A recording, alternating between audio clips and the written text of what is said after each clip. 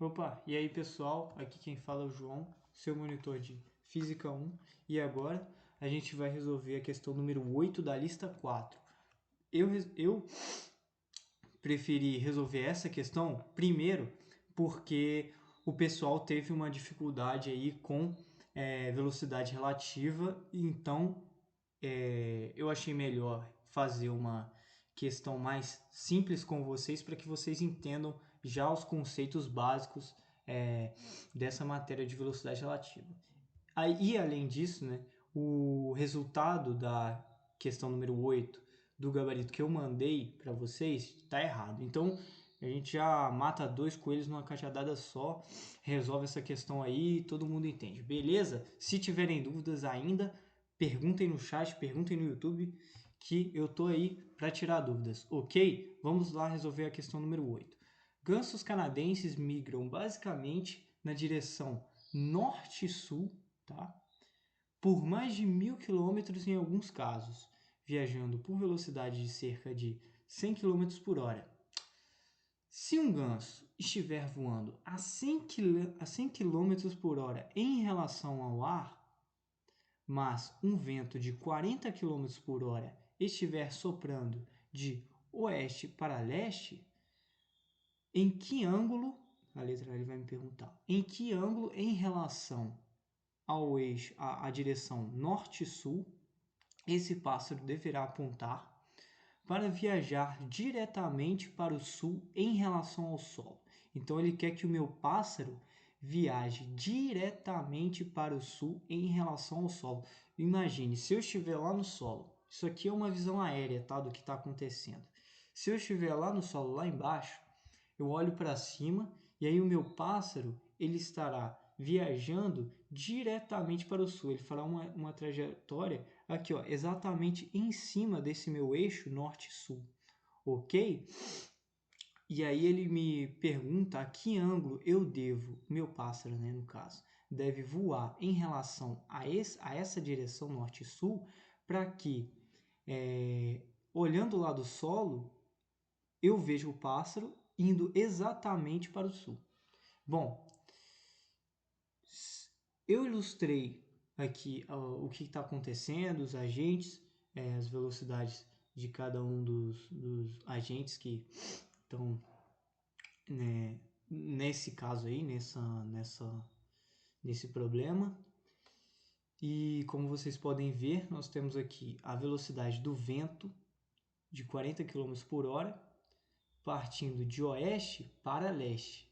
E nós temos aqui a velocidade do pássaro em relação ao ar, que é de 100 km por hora, como ele diz no enunciado. Você pode me perguntar, João, como é que você sabe que a velocidade do pássaro em relação ao vento vai apontar exatamente aí para esse sentido?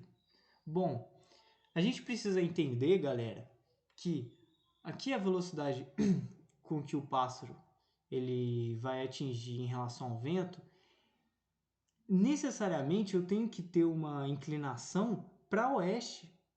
Por quê? Porque assim, quando eu decompor a minha velocidade do pássaro em relação ao vento, eu terei uma componente de leste para oeste, na direção horizontal, ou seja, na mesma direção que a velocidade do vento, para que essa componente da velocidade do pássaro anule com a velocidade do vento.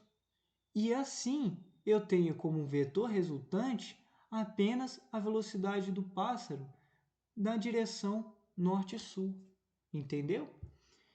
E aí você pode me perguntar, João, peraí, mas eu não sei, não entendi bem o que significa velocidade do pássaro em relação ao vento. Essa velocidade aqui, ó, do pássaro em relação ao vento, galera, nada mais é do que a velocidade do pássaro, né?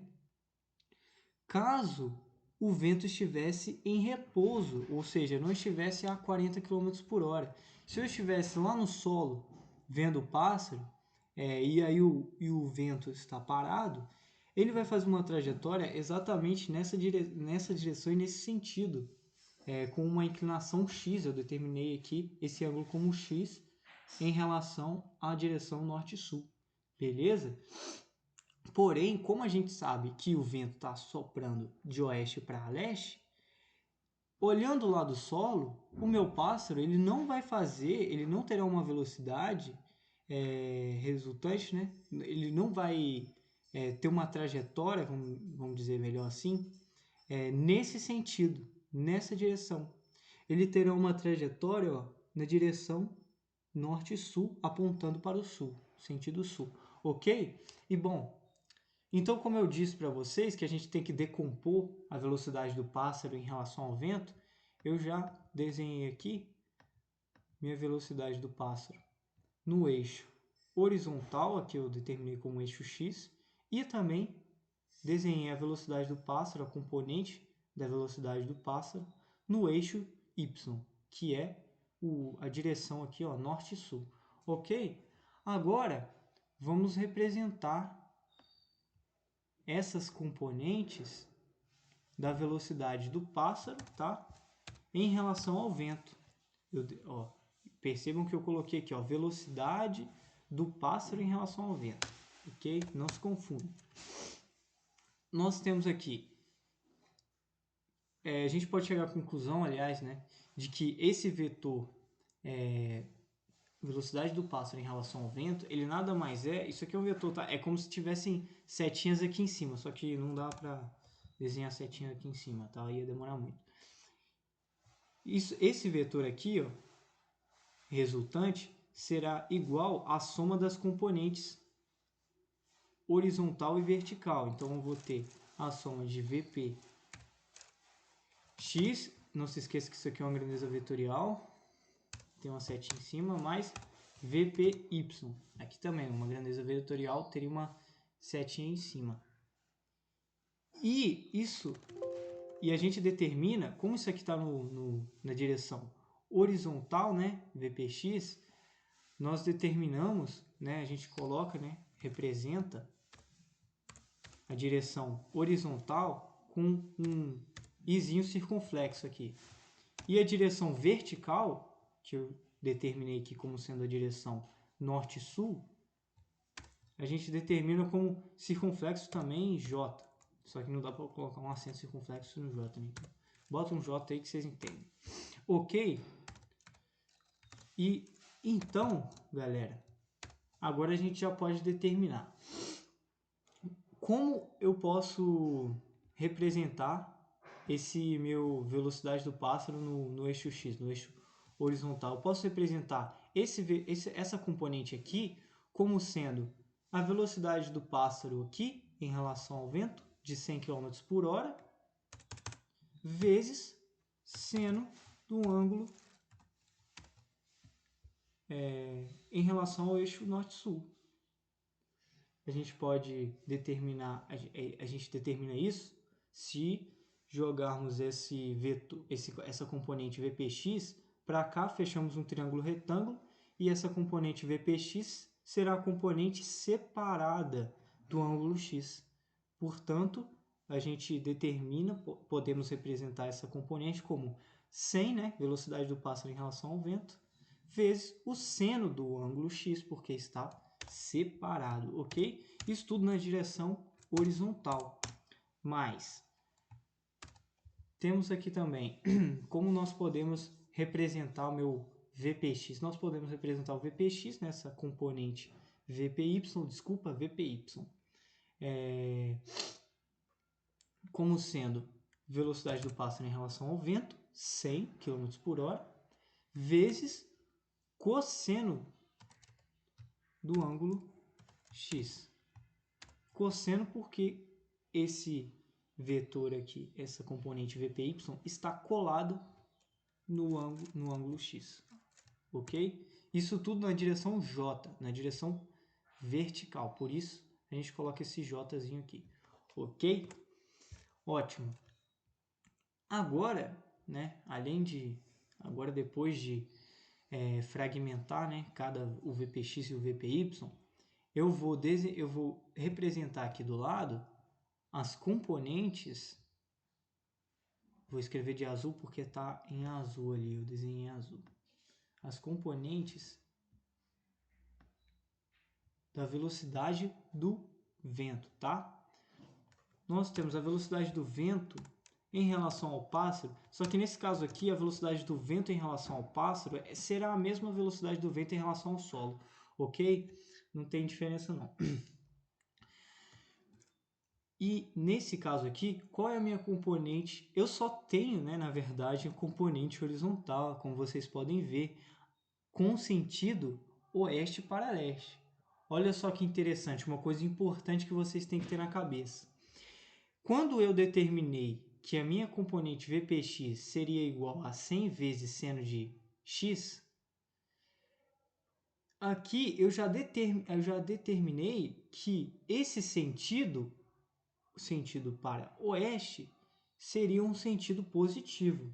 Aqui a gente tem a componente horizontal, o sentido dela é positivo, por isso nós temos aqui uma expressão aqui positiva, ok? Porém, a velocidade do vento, ela tem um sentido contrário. Se ela tem um sentido contrário, necessariamente eu devo representá-la com um sinal oposto ao sinal do VPX aqui. Então, eu tenho que determinar a minha componente horizontal, que é a minha única componente da velocidade do vento, como negativa, menos 40 na direção, em que direção, né? Você me pergunta, na direção horizontal, que é a única direção desse vetor velocidade do vento, ok? Em relação ao pássaro, certo?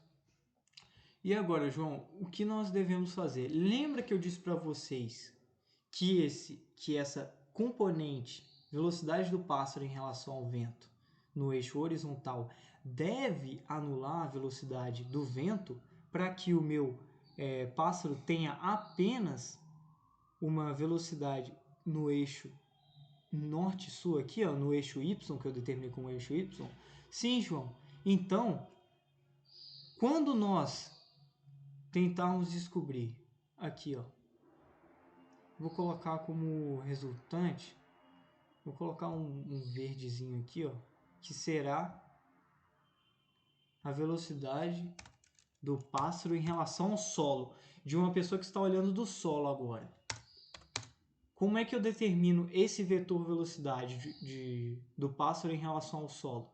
Simples, eu devo somar as componentes da velocidade do pássaro em relação ao vento com as respectivas componentes do vento, da velocidade do vento em relação ao pássaro.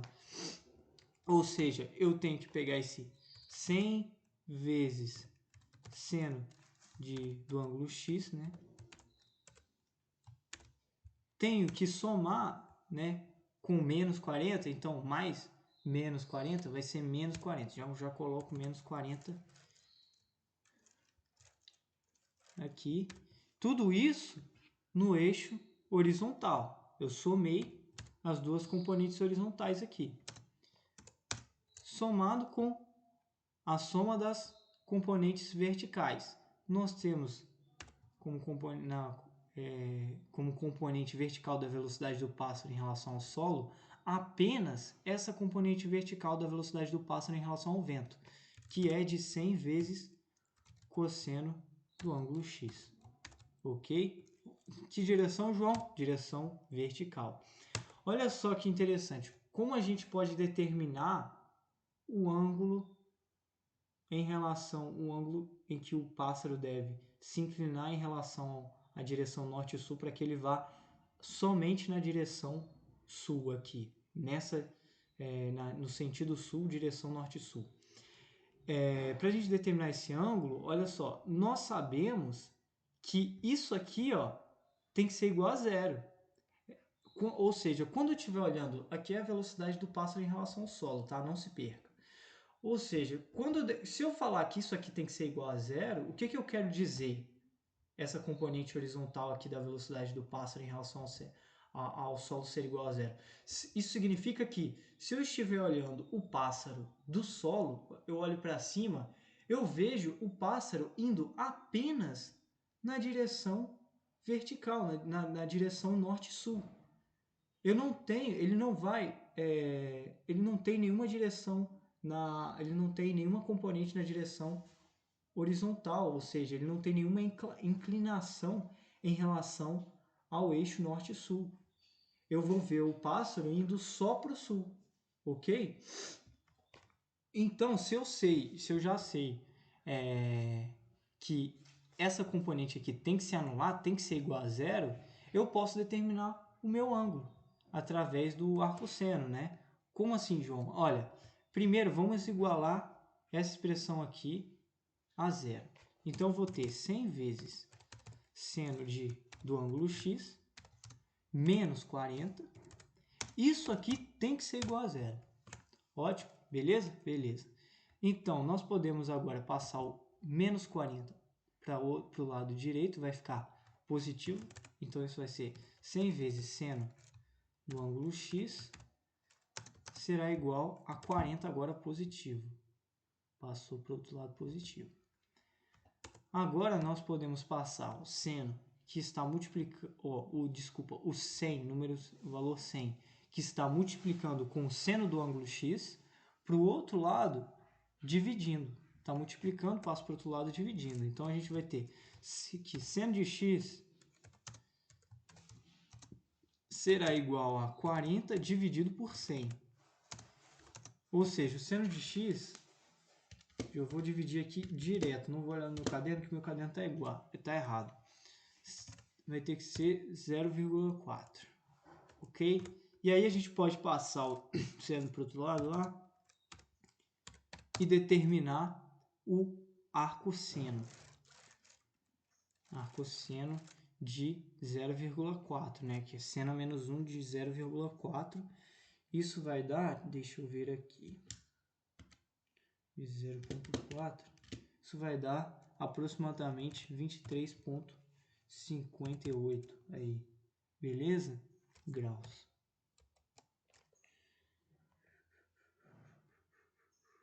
Não, o ângulo estava certo aqui que eu determinei no meu caderno, tá? Eu só errei essa expressão aqui, ó, aqui 0,4. O ângulo estava certo, galera. Então, esse é um ângulo que o meu pássaro deve ter em relação ao eixo, a direção norte-sul, para que ele, vendo do solo, né, eu veja o meu pássaro indo somente, diretamente para o sul, aqui, ó, sentido para o sul, direção norte-sul. Ok? Agora vamos responder. A letra A está respondida, o ângulo está aqui. Agora, a letra B, vamos determinar a letra B. Quanto tempo o ganso levará para cobrir uma distância em solo de 50 km de norte a sul? Tá? Na curiosidade, ele coloca aqui. Curiosidade legal aí para vocês lerem depois. Bom, ele quer dizer o seguinte, ó. Beleza, agora a gente tem o ângulo, né, de inclinação da velocidade do pássaro em relação ao eixo norte-sul. E agora ele fala para mim, em relação ao solo, né? Em relação ao solo, uma distância do solo, ele pergunta de 50 km por hora, quanto tempo ele vai levar para percorrer essa distância aqui? Bom, para a gente determinar essa distância, a gente pode utilizar o quê? Vou botar de vermelho que vocês veem melhor. A gente pode usar fórmula de velocidade média, porque a velocidade, no caso, vai ser constante, né? A gente sabe que essa componente VPY, o que será a minha componente vertical da velocidade do pássaro em relação ao solo. Então, eu vou tomar, como isso aqui vai zerar, eu vou tomar a velocidade do pássaro em relação ao solo, será somente a minha componente vertical aqui, ó, da velocidade, que é 100 vezes cosseno do ângulo x vezes na direção aqui vertical, tá? Por isso que a gente coloca um Jzinho aqui. Essa vai ser a minha velocidade do pássaro em relação ao solo. E aí, sabendo dessa velocidade, né? Sabendo dessa velocidade, nós poderemos determinar o tempo necessário para que ela percorra 500 quilômetros, né? Uma distância de 500 quilômetros em solo. Porque a fórmula de velocidade média, né, que a velocidade será constante, que é igual a ΔS dividido por ΔT, eu tenho aqui a velocidade, que é VPS, né? Eu vou substituir daqui a pouco. A distância que eu vou percorrer será de 500 km. E eu quero descobrir a variação do tempo, né? Qual o tempo necessário para percorrer esses 500 km numa velocidade de... Vamos determinar a velocidade do pássaro em relação ao solo. 100 vezes cosseno de 23,58. É isso? 23,58? É. Isso aí dá aproximadamente 91,65 metros por... Não, quilômetros por hora, desculpa. Quilômetros por hora. Tá? Quilômetros por hora. Aqui não houve necessidade de transformar quilômetros por hora para metros por segundo não, tá, galera? Então, já que eu tenho a velocidade, eu vou substituir aqui. 91,65 km por hora. Agora, eu posso passar a variação do tempo, né, o tempo, para cá, multiplicando e passar a minha velocidade para cá dividindo. Ou seja, a gente vai ficar bem assim, o tempo necessário para percorrer os 500 metros com a velocidade de 91,65 é igual a 500 dividido por 91,65. Ok? Aí é só fazer a divisão. O tempo necessário vai ser... Deixa eu ver, 500 dividido por 91,65. Calma, 91,65. Isso vai dar aproximadamente, tá? 5,46 horas. Ok? Bom, agora a gente resolveu a questão número 8. Se vocês ainda tiverem dúvidas, porque realmente, como a gente trabalha com muitos conceitos de velocidade, de composição de vetores, causa sim um certo estranhamento, é um pouco complicado, sim, se a gente não prestar muita atenção. Então vocês, com certeza, tirem dúvidas. Hoje, infelizmente, não vai ter atendimento online porque é feriado, mas vocês podem tirar suas dúvidas hoje sim. Podem pedir para eu resolver outras questões da lista 4 ou da lista 5, né? Eu resolvo para vocês, beleza? Ou alguma dúvida aí sobre o conteúdo específico, a gente vê o que a gente consegue fazer, ok? Tamo junto, galera. Valeu!